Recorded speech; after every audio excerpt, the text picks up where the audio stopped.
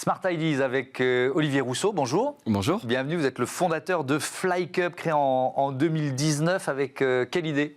Racontez-moi. L'idée, comme beaucoup de startups, c'est venu d'une problématique personnelle qui m'était arrivée alors bien avant 2019, puisque je travaillais encore dans une entreprise à l'époque, et j'étais en train de profiter des concerts à mon tout premier festival.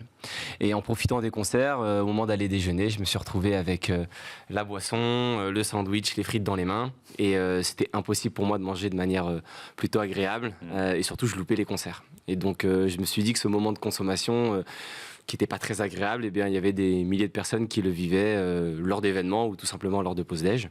Et donc j'ai décidé de créer FlyCup avec l'objectif finalement de révolutionner, on va dire, l'expérience de consommation nomade, l'expérience de consommation en événement principalement, et ça de deux manières. D'abord en la rendant plus pratique, avec des produits que l'on peut du coup tenir à une main et donc avoir toujours une main libre pour profiter du moment et manger confortablement.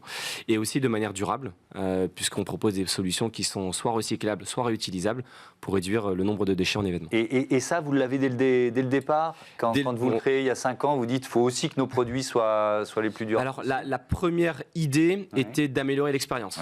Ça, c'était venu tout de suite. Et après, on était déjà dans un moment où moi, j'avais des convictions personnelles et aussi je sentais qu'il y avait ce sujet de l'éco-responsabilité qui allait arriver avec notamment la réduction des déchets qui était importante. Et donc je me suis dit, quitte à faire quelque chose de plus pratique, faisons aussi quelque chose de plus durable. Et vous continuez d'innover, de chercher, je sais pas, de nouveaux matériaux, de faire en sorte que vos emballages soient et l'impact carbone le plus faible possible? Oui, en fait, on a depuis le départ, on a cherché à réduire au maximum l'empreinte carbone. Aujourd'hui, comparativement à des emballages plus traditionnels, on réduit de 28% les émissions de carbone sur nos emballages. Donc ça, c'est top. Et là, cette année, on lance justement une gamme réutilisable. Donc l'objectif, c'est de proposer une alternative aux emballages plastiques à usage unique. Donc des FlyCups seront disponibles en format plastique réutilisable pour les proposer à chaque événement, les récupérer à chaque événement, les laver et les remettre au fur et à mesure. Vos clients, ce sont des organisateurs de concerts, de festivals ou des clubs sportifs, par exemple? Alors, c'est les trois. On a effectivement 90% de notre chiffre d'affaires aujourd'hui est réalisé dans l'événementiel sportif.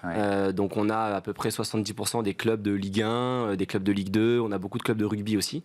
On a eu la chance, et ça, c'était un peu la consécration, de faire les Jeux Olympiques cette année en 2024. Donc superbe événement pour nous. Et au-delà de ces clubs ou de ces événements sportifs, on travaille beaucoup aussi avec les marques. Puisque en fait les marques souhaitent utiliser nos outils comme des supports aussi de communication pour elles. Et donc on est souvent en relation avec des marques partenaires de ces événements. Un match de foot pro, c'est combien de tonnes de déchets? Je me rends pas compte de ce que ça peut provoquer. Il y a un chiffre qui est assez impactant. Ça nous est donné par l'association qui s'appelle Football Écologie France. Un match de foot, c'est 10 tonnes de déchets. Par match. Alors ça doit dépendre de la taille du stade, du nombre de spectateurs. En moyenne, 10 tonnes de déchets en France. En France. En moyenne en France, c'est ça. Donc quand on fait le cumul de ces matchs sur l'année et de l'ensemble des clubs professionnels, on est à 10 000 tonnes de déchets à l'année. Donc c'est 5 piscines olympiques remplies de déchets à chaque fois. Donc c'est assez impactant. D'où l'importance du réemploi. C'est peut-être aussi pour ça que vous avez pensé à cette nouvelle c'est exactement pour ça. Il y a le Shift Project, qui est un think tank justement sur la réduction des émissions de carbone. Ils ont fait une étude sur le sport. Ça s'appelle Décarbonons les stades et comment on peut justement réduire notre empreinte carbone et aider les clubs, les stades à se décarboner. Et il y a un chiffre aussi qui est très intéressant, c'est que 15% de l'émission de carbone d'un stade provient de l'alimentation. C'est le deuxième pilier le plus impactant pour un stade, pour un événement, lorsqu'il organise une compétition. Le premier, c'est le déplacement des supporters. C'est le transport, 60% des émissions de carbone. Le deuxième, c'est l'alimentation. Et donc, du coup, les déchets liés à l'alimentation. Et c'est effectivement pour cette raison-là qu'on souhaite apporter des solutions réutilisables pour permettre justement une consommation zéro déchet. Et donc, la liste des clubs pro, là, ou alors on fait ce qui manque, vos prochains clients? Alors il en manque. Il manque les clubs dans le Nord, Lens, Lille, etc. Mais on a la chance de travailler avec effectivement les clubs les plus importants en France. On a le Stade Rennais, parce que je viens de Rennes, donc forcément c'est un club important, mais on a le PSG, l'Olympique de Marseille, l'Olympique Lyonnais. Voilà, on a tous ces clubs-là.